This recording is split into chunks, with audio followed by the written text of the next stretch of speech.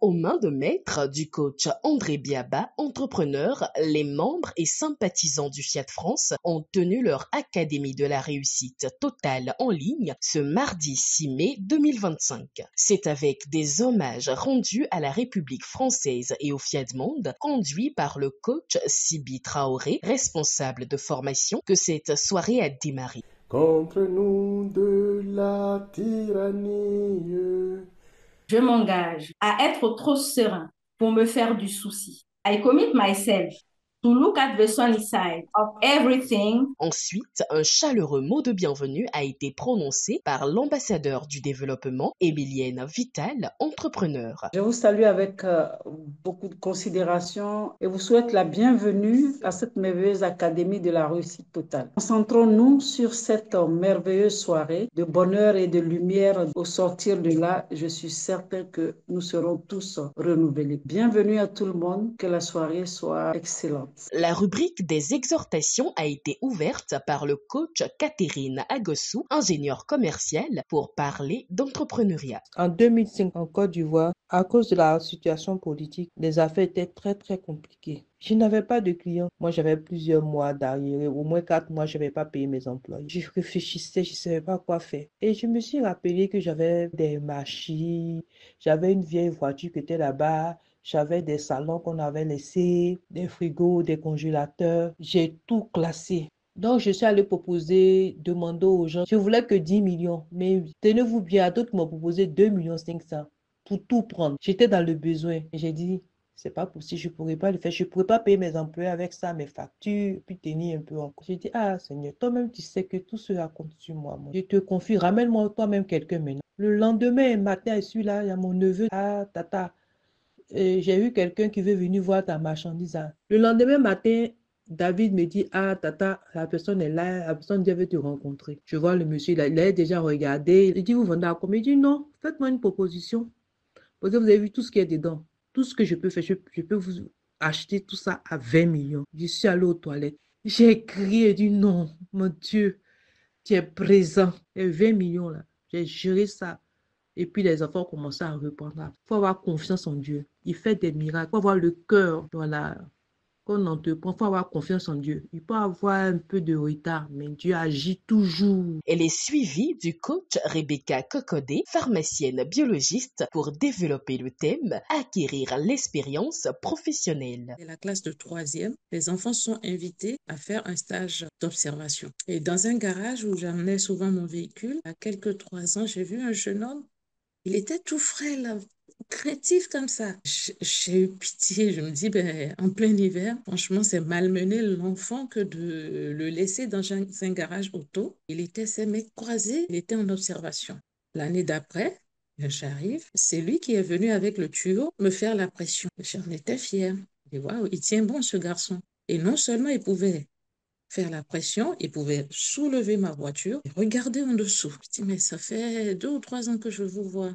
Là, vous deviez être maintenant en classe de première terminale. Il me dit, oui, je fais mon bac cette année. C'était comme si c'était mon fils parce que j'en étais fière. Je l'ai vu évoluer et je me suis dit sur le marché l'année prochaine, qu'il veuille continuer ses études ou s'en arrêter là, il a quelque chose. Il a acquis quelque chose. Il a une assurance, un calme et il est respectueux sur les expériences de société. Il les a. Il est souriant, il t'accueille. Et il a en plus acquis l'expérience professionnelle à son jeune âge.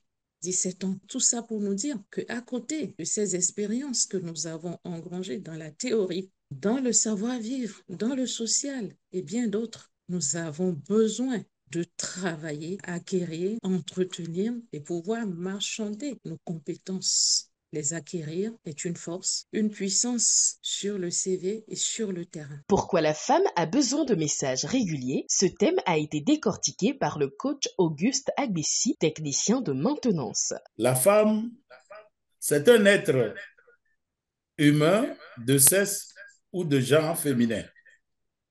C'est l'être génial que Dieu a fait. Courageuse, porteuse de bonnes nouvelles, elle démontre toutes les possibilités de l'intelligence, du courage, mais aussi de la tendresse. Elles savent mettre leur apparence en valeur. Nous, les hommes, nous devons être reconnaissants, sensibles à la merveilleuse personne que Dieu nous a donnée. La femme veut que tu chantes sa beauté. Elle est donc heureuse, joyeuse.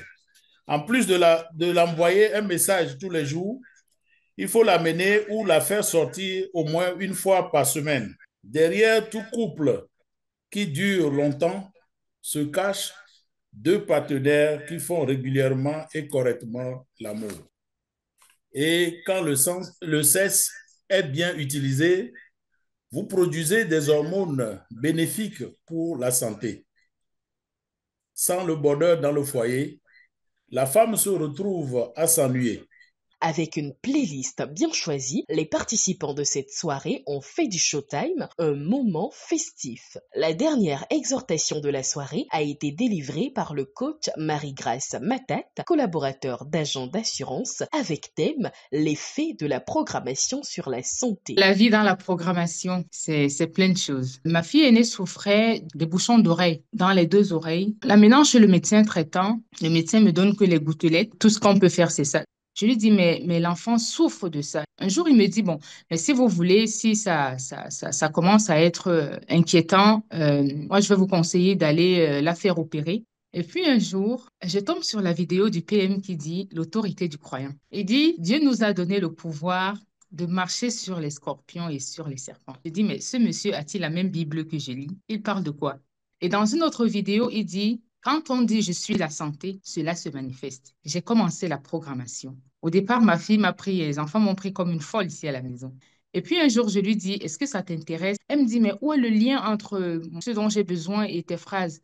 Je lui dis, je ne sais pas. Mais j'ai entendu des gens parler et je crois en ce qu'ils disent. Essaye. Et je vous assure, les bouchons d'oreilles de ma fille sont sortis la veille de l'opération. Elle s'est réveillée ce matin-là. Elle me les a ramenés sur sa main. Elle m'a dit, maman, regarde, comme par miracle. Je proclame mon héritage divin. C'est quoi notre héritage divin? L'héritage divin, c'est qu'on est des fils d'un royaume.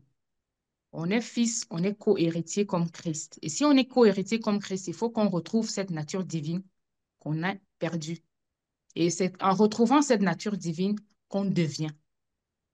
Et en devenant ce qu'on dit, on le fait et on l'est.